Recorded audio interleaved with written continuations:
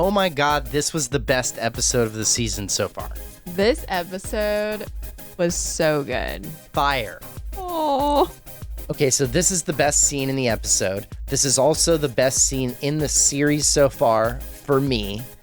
And he's like, oh my God, I have to kill myself.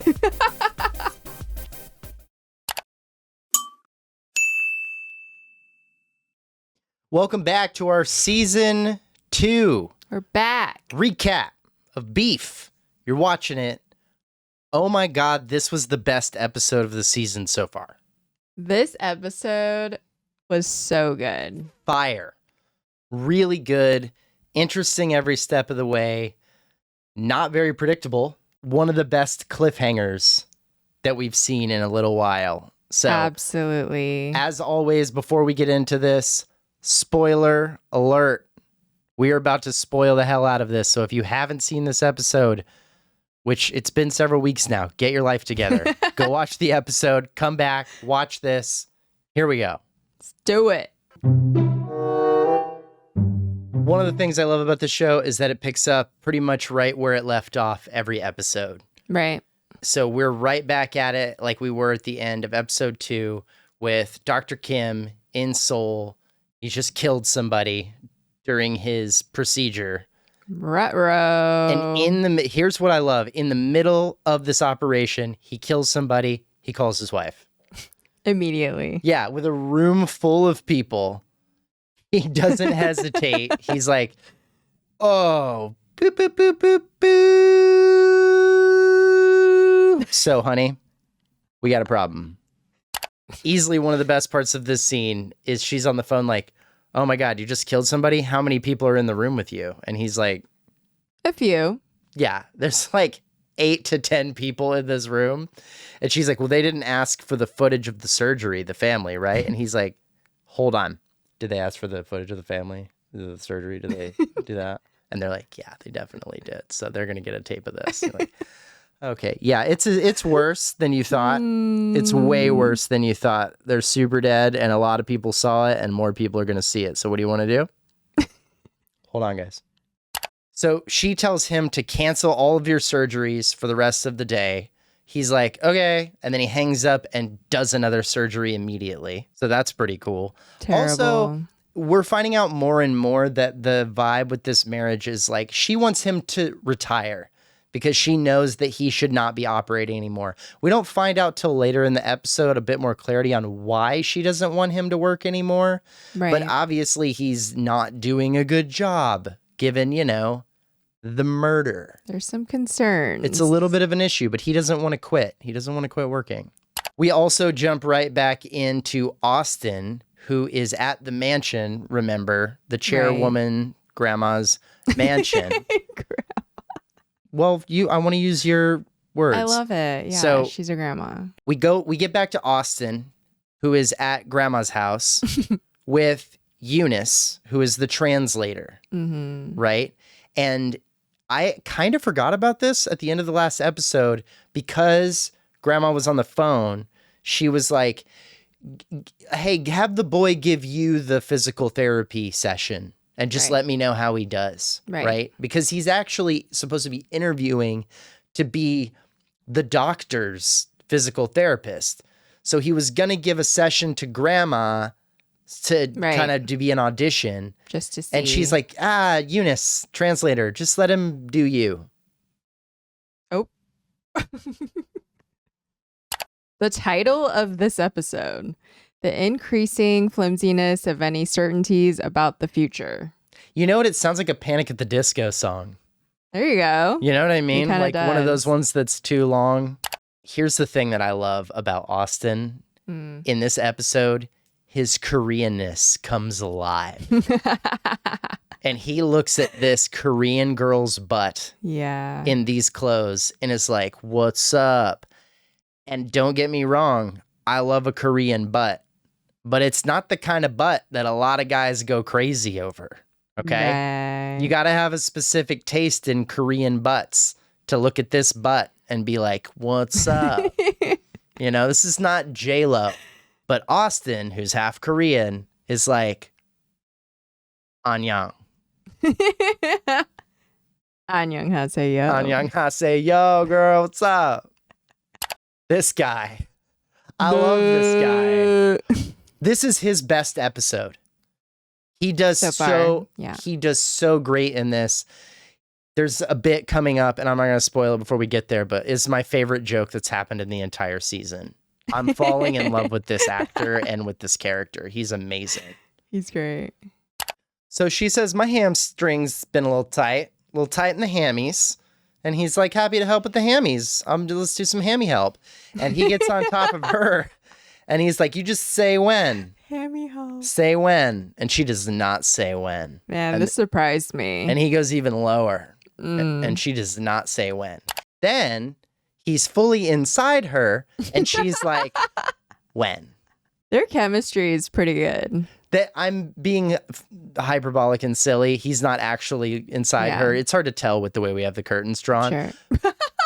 And we didn't know, because after this scene, he's a little weird, and we don't really, this is the end of the scene, and we don't really see where it goes. We're like, did they hook up? Did they not? Whatever. Right. And it's actually not until their next scene together that we're like, oh, they didn't sleep together. Because you think they're gonna. So we get back to Josh and Lindsay, who are all canoodly. They're the worst. Their marriage is back on track because they've fully decided to go balls deep into each other and embezzling money from the country club. And they're very excited. Very excited. And they think they're so smart. They think they're so smart. They're very excited for the crime. And they're terrible. And they're boning each other again. It's good. They reminisce. They talk about their like festival days and music concerts and how they get this amazing idea, right? That their bed and breakfast that they've been working on, they're going to take this barn that apparently is a part of it and turn that into a stage. And it's going to be bed and breakfast and barn. Right. They're going to have a whole music festival, bed and breakfast vibe together. So Hot Boy comes home to Hot Girl and he's like, yo, what's up? And just like won't look her in the eye and is being super weird. And this is why we thought that he boned Eunice, which we didn't really figure out that they didn't until later, because he's so awkward. And I got to give it to him a little bit. Both the actor and the way the part is written is very young boy. It's very young man who cannot conceal what he's going through. His whiteness is really in combat, in conflict with his Koreanness. Because if he was truly being Korean about all of this, he'd just keep it all buttoned up and you wouldn't even totally know what's going on. It's all good. Just bury it down and pretend nothing happened. Absolutely true. But he's not. His whiteness is very like, oh, what's up, babe? Oh, no, it's good. I don't even, nothing. It's nothing. Nothing happened. I am obsessed with this whole, like, Josh wants to be a musician, like an electronic musician, and nobody cares. Nobody cares. Yeah. His wife is not interested. He's like, babe, do you hear the bass I added into the extra frequencies? And she's like, yeah, I'm finishing a text. Right. I don't care about your music at all. Sad. Josh and Lindsay now have this plan where they're going to reach out to William Fichtner. Troy is his name, but William Fichtner. They're going to reach out to William Fichtner and his wife, Ava, and try to like work them from two angles in order to get, I think, like money, like investment. They want them to invest in the B&B, the bed and breakfast and barn. That's the... Which is so stupid. It's really not they're very hype on that idea. She's like, that's actually quite clever. I like how there's 3 Bs. There were 2 Bs. Now there are 3 Bs. Oh my God. It's so good. No like, B. That's an entirely new B. No B, babe. No. No B, babe. No B for me, dude. Speaking of Bs. Ooh, yeah. They were doing one of these, and then he was like, gee. And she was like, so maybe we don't get plan B like we normally do. I also think it's wild that this married couple in their like she says she's 39 later in the episode. I would imagine he's 40 something at least. They're still taking plan B. That seems more like an Austin and Ashley situation. Right. I don't want to sit in judgment of people. Do whatever you need to do. But you don't have a better plan. Don't you have a plan A at this point? Right. In your marriage? You're still doing plan B? I think it's named that for a reason. It's supposed to be like, oh, oops, plan B. That's a really good point. It seems to be their plan A is plan B. Right. And then also the B and B and B. I'm very lost in the B's here. So he hears back from William Fichtner, who's like, hey, I know these two dudes who are trying to do the same thing you guys are doing. They're like doing whole bed and breakfast thing. That's like their thing. They're having a family and friends soft opening of their new resort thing that they're opening. You guys should go to that. I'll hook you up and you can like kind of suss it out and feel and, get some pointers. Right. Get some tips, which is a great idea. If Yeah. you're trying to open a business and you're trying to do something new and you're on the way and you don't have it figured out and you haven't done it a bunch of times, if you get the opportunity to go to someone else who has done it and like check it out and ask them questions, that's actually ideal. Yeah, for sure. But that's not really how it goes. In order to like get in with the Koreans, Ashley and Austin go on a little brunchy, lunchy moment with Eunice. And it's so awkward because this hot boy is like kind of falling in love with this chick. And it's a problem. And well, Ashley's the one that was like, let's go to lunch. Right. He doesn't want to go to this. He's like, I No. don't see why we need to spend any time with her at all. Right. Even though in the back of his head, he's like, I want to spend all my time with her now. And so the vibe is weird because he is trying so hard not to flirt with this chick who he has a crush on.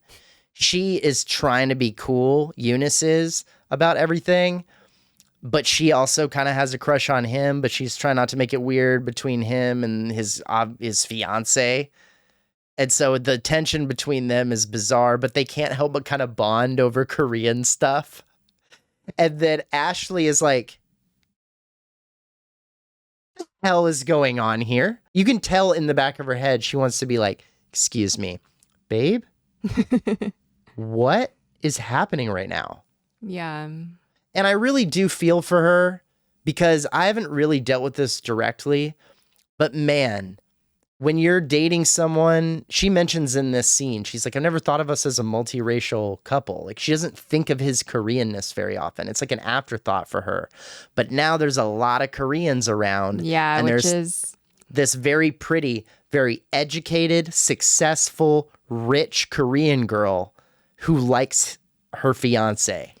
Yeah, which is crazy because like he has a dual identity. Yeah. And so for her to be like, I just saw you're Arizonian is like, oh, that's cute. But like you're also not addressing that there's another identity to him, which I think is a problem.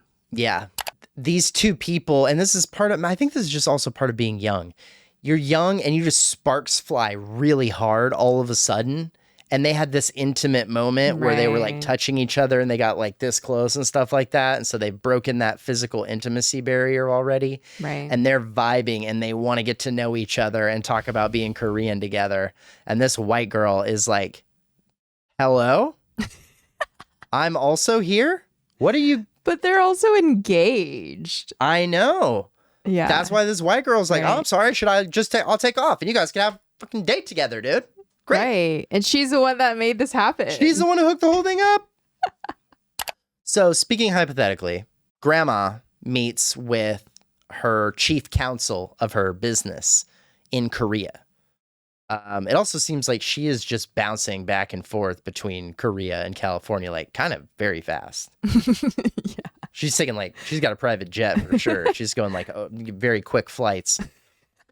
She meets up with her murderous doctor husband who doesn't want to retire. Right. And her lawyer who's like, so here's the deal. It's going to cost like $5,000 a person. We have to pay off everyone who was in the operating room who saw the murder because he murdered someone. And then we have to pay off the family because they all saw the CCTV footage that they requested. So they have footage of the murder. And then There's these other people that we got to pay off in like the media to make sure this doesn't like get out. Right. And we really need to do this fast or it's going to cost a lot more money. And she's like, okay, well, like use our shell companies and do it like covert. And he's like, so here's the thing, speaking hypothetically, we're under investigation for tax evasion right now, and people are paying a lot of attention to those shell companies. So the shell game is not going to work. And she's like, all right, I got another idea. Another idea to solve this money problem. While they watch him be very not good at golf. Yeah. And they're like, great job, honey. Good job with the shanking. Solid shank over there. Which is so, in my opinion, is so Korean because he sucks. Right. He's not good at golf. And they're just in the golf cart having a moment, but also being like, you're doing great. Like, just total bullshit. Yeah. There's nothing great happening right now. Yeah. I don't know if he's more dangerous with a scalpel or a golf club. Either Good way, point. he's killing it. So these two roll up to the legitimate bed and breakfast resort that's like doing very well, that they're supposed to be here to like learn from so that they can take information away and do their dream. And they roll in with the just shittiest attitude of like, let's get in and get out and just like, we're going to be judgmental and talk shit the whole time we're here. Like they're bonding over how they're going to be mean about this. I mean, are you surprised? No. They meet these really sweet gay dudes who run this resort bed and breakfast together. And immediately Josh is like, so how much money? I know. And they're like, excuse me? And he's like, for this place, how much did you get for money? And they're like, we can't really say. And he's like, all right, that's totally. If you were to say, it would be how much money? And the one guy's like, 20 mil. Right. 20 mil. And he's like, okay. Sounds good. I was going to say probably 15 mil, something like that. So whatever. It's cool. That's a happy face. They're miserable. Rather than be like, man, they are crushing this. Let's ask them questions about how they did this. What a dream. Wouldn't we love to have this? They're like soaking in green envy. Grumpus. They're just so miserably jealous. Yeah. And also they're having like I believe, a free like weekend at a very nice resort.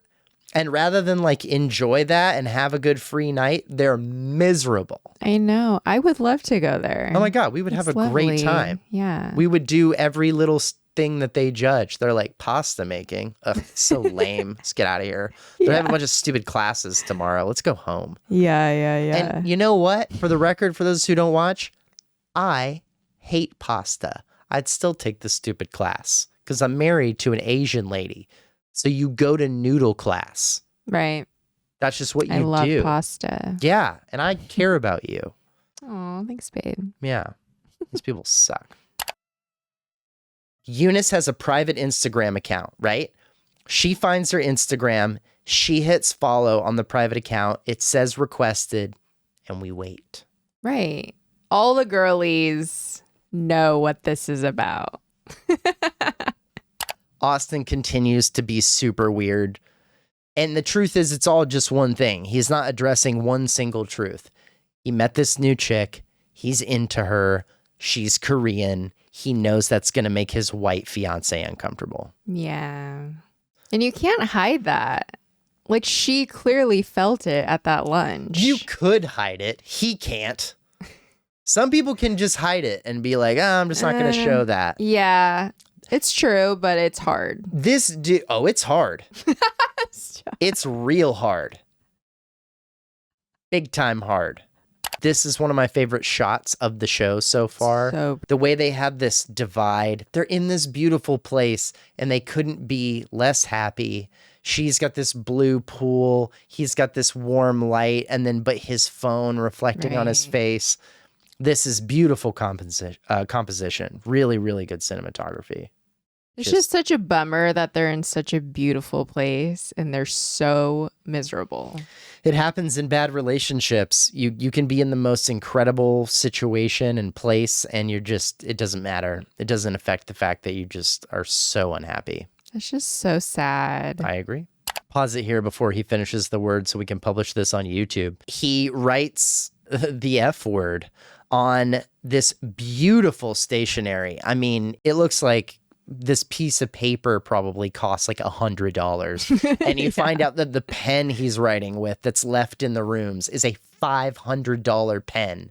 This is a very nice resort. I mean, they're friends with William Fichtner, so this is not a Motel 6. Right.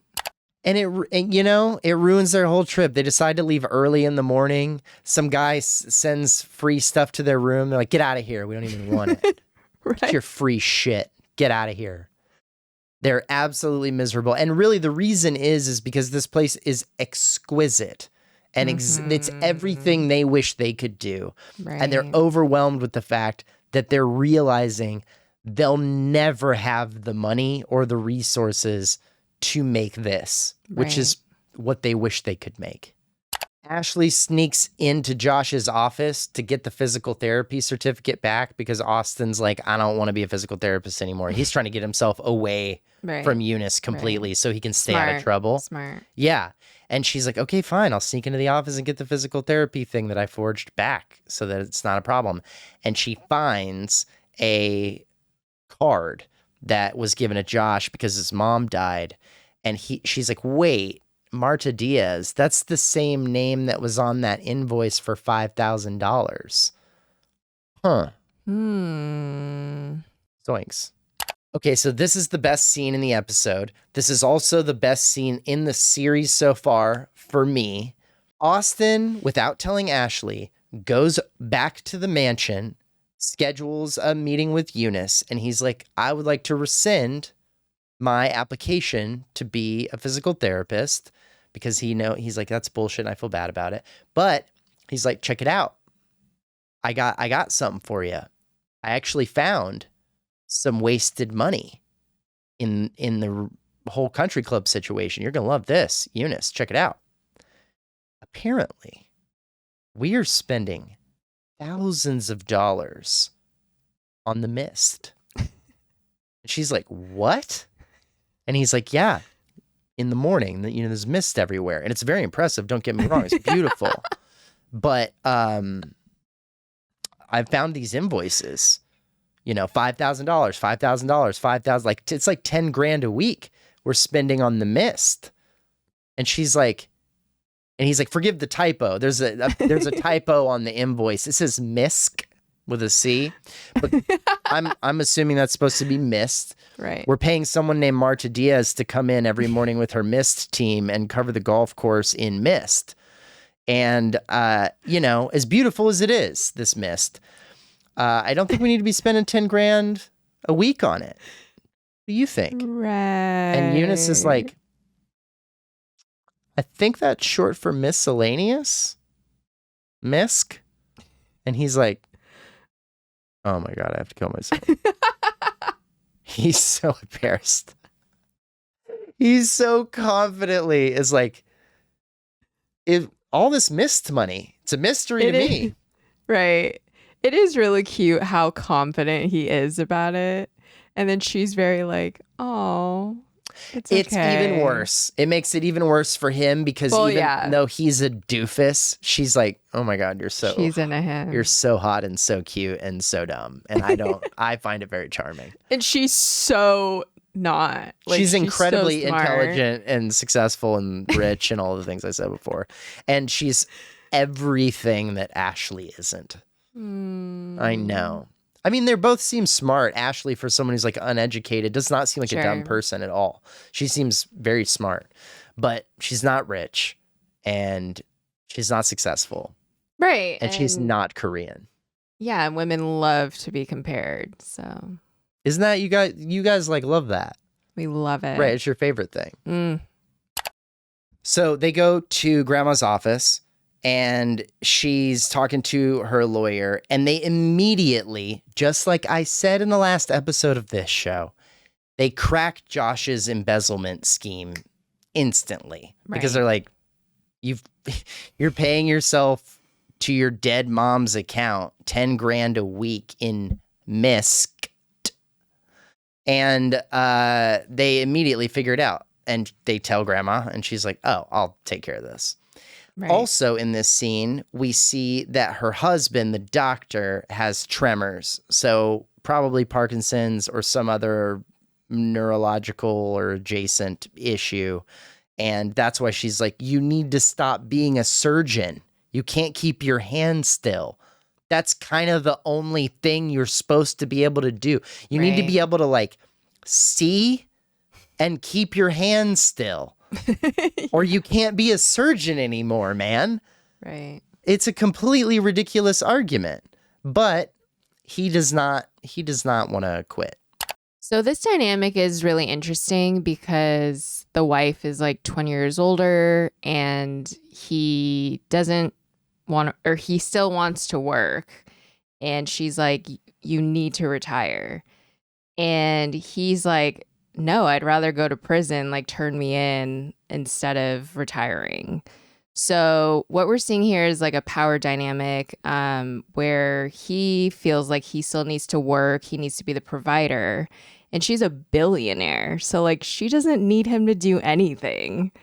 And it's also an ego thing. Like he just can't not work. Yeah. That's his biggest thing. They talk very formally to each other, which like is in Korean. In Korean, yeah. So anytime they're speaking and you say yo at the end, that's like a respect. Like you're talking to an elder. It's like throwing sir or ma'am at the end of the sentence. Yeah, exactly. And they do it to each other. Not all the time, but it is interesting. Like she doesn't ever have to do that. But because of the husband-wife dynamic, she is still more like the submissive role. Yeah, it's like as a wife, she's submissive, but as the elder, she's more dominant. And as the more wealthy person, she's more dominant. Right. But she also loves him, so it's supposed to be equal. Right. So there's a lot of layers. It's a very happening. complicated dynamic, man. Yeah. Josh comes to Lindsay and it's like, the grandma wants to talk about renewing my contract. So, but I should say no, right? Because we talked about we're going full bed and breakfast and barn. Or what do you, what do you think I should do? And Lindsay's like, oh yeah, totally turn it down. 3, 2, 1. If you were to take the new contract, how would that go? And he'd be like, well, we'd be able to embezzle more money and we wouldn't be in such a rush to get the bed and breakfast and barn going. And she's like, I mean, maybe take the contract. And he's like, yeah, right?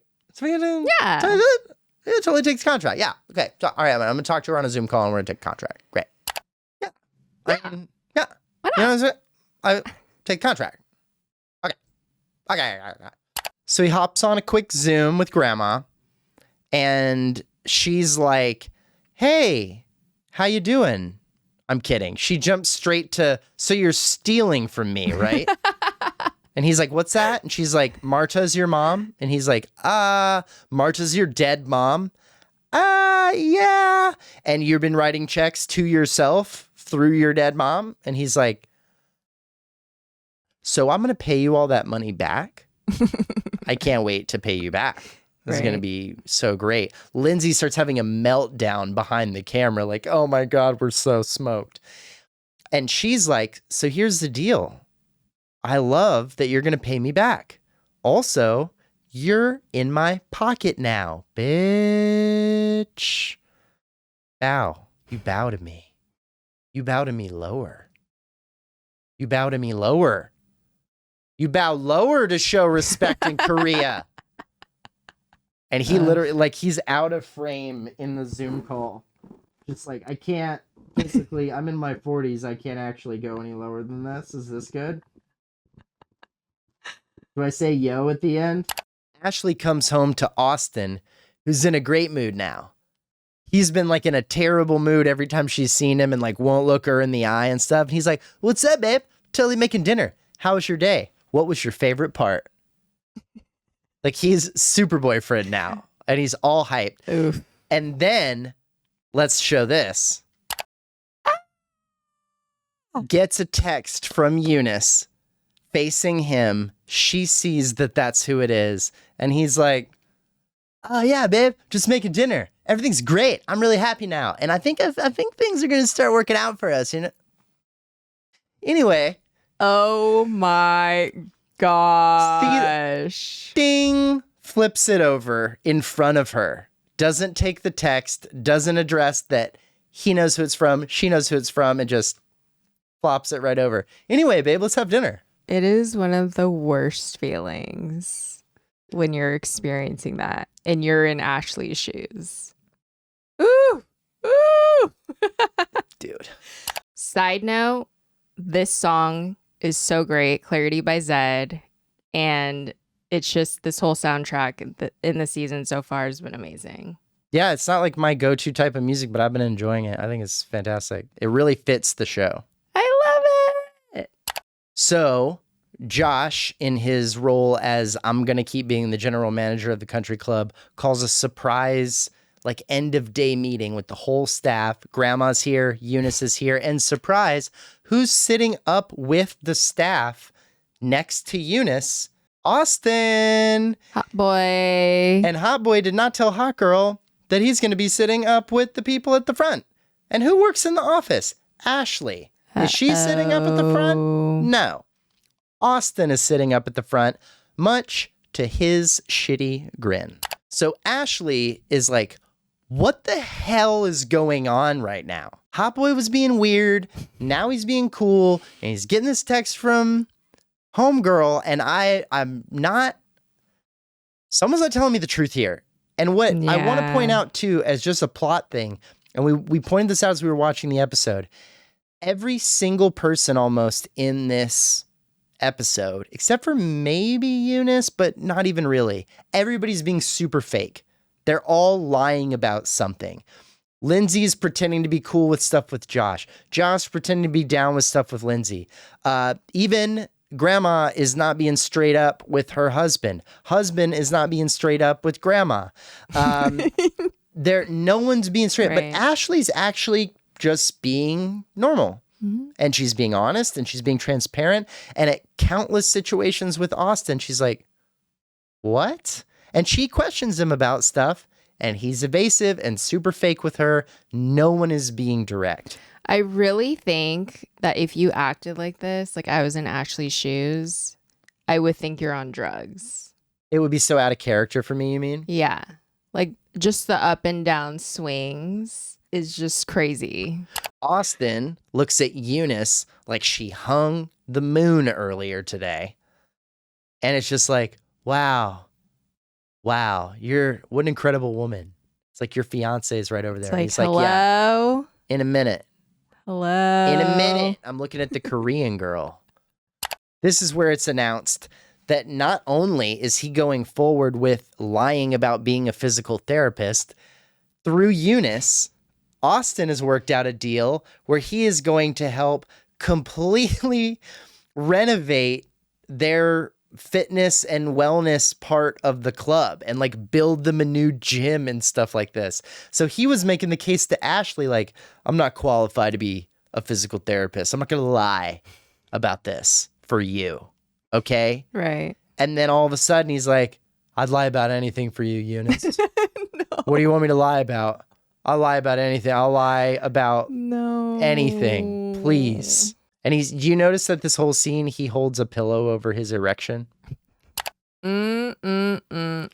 So instead of paying himself through his dead mom and doing embezzlement for him, he's the Ashley in his own scheme, except the money is being funneled from Grandma through her new country club and to the people she needs to pay out to cover up the murder that her doctor husband committed. And I love how they kept Misk. Oh, yeah. Well, there's a lot of mist on the course. So they leave the meeting, Austin and Ashley, and she's like, what the hell is happening? You lie. You didn't tell me about this whole gym thing. You told me you don't want to lie about being a physical therapist. And now you're not only going to lie about being a physical therapist, you're going to renovate an entire program with this chick. What is happening? And he's like, I thought you'd be happy because I'm happy. I got a gig. It's a good gig. What's the deal? It's a full-time gig at the country club. I'm so dumb, dude. Why are you not happy? So they get in the car. And she's like, this is all bullshit. You're not being straightforward with me. And he's like, I don't know what you're talking about. And then she, God bless her, straight up is like, I will believe you about all of this if you will look me in the eye and tell me you don't like this Eunice girl. And he's like, God bless him. He's like, you got me. I like her. And there's a lot of stuff going on in my body right now that I don't totally understand. I'm not smart enough to make this politically savvy right now. So I'm just going to start word vomiting. And I'm going to tell you I like her. And I think it's because she's Korean. And I'm feeling very Korean right now. More Korean than ever. The most Korean I've ever felt. And I'm not even sure that I'm white anymore at all. I think I might be totally Korean now. So he word vomits everything, and she kind of turns away, heartbroken, because it's not just that he's into some other girl. It's not just some other girl. Right. She is, as we've mentioned already, everything that Ashley is insecure about. Mm-hmm. She's insecure that she'll never be enough for him because she's not successful and she's not rich. And more than all of that, she's not Asian. And she admitted earlier in the episode, she doesn't really think about how Asian he is. She thinks of them as the same. Right. And they kind of are in the same boat, like financially. And I think when you're young and it's like us against the world kind of vibe, that feels very equal. Even if you're both down here in the rungs of life, it's like, but we're down here together. And if one of you gets above the other, it can get a little testy. But it's even worse when it's an ethnic thing, because it's like, you can't change that. She could get rich. She could get successful. She can't be Korean. And he's saying throughout this whole thing, like, look, I want to be with you, but I'm telling you the truth about how I'm feeling, and it is making me feel stuff. And she's snaps it, but she tries to bottle it. Sad. She tries to bottle it, and that lasts about 90 seconds. They're driving away, and the last straw for Ashley is she checks up on Instagram on that private account that she followed and sees that Eunice has not approved her follow request, but she did approve Austin's. And now they're following each other. This is so terrible. Like, of course she's going to crash out. Like, this is the last straw for her. This has been a crazy day for her. It's done. It just became cemented in her head. And I can't wait to watch the next episode, because it's like, how could Austin possibly convince her that he still wants to be with her and he's not going to abandon her for this other chick? So Ashley makes kind of a bold choice. They're driving away, and I kind of thought this was going to happen, but I wasn't 100% sure. Oh, and I noticed she kind of reaches down for her seatbelt, and I was like, no way. And she leaps out of the moving car. What? She just can't be in the car anymore. She has to get away from him. I've never been in this situation in my whole life. And I don't mean just that I've never jumped out of a moving car. I've never been in a car with someone and been like, I need to get out. I need to get out. I need to get out. I've never felt that before, ever. That's portrayed in a lot of TV movies. A lot. Whether they're like, let me out of the car right now, and they like make them pull over or whatever. Yeah. I've never, and I've been in some very difficult situations socially and been in the car. Yeah. You wait till you get where you're going, and that's when you get off and storm out. Not I'm Ashley. so curious. Have any of you had this moment? Yeah, if you've ever jumped out of a moving car, drop it in the comments below. Definitely want to know about that. Yes, please. I want to know. She eats it on the road and like smashes her face up. And then she starts walking off into the woods. Just being like, I need a little space. I'm good. I'm just processing. Don't worry. It's fine. It's totally good. And She's then totally crashing out. Then she tumbles down a hill into the lake. Yeah, like jumping out of a car wasn't enough. It is insane. Yeah. And then cut to black credits. Amazing. Fantastic end to the episode. Yeah.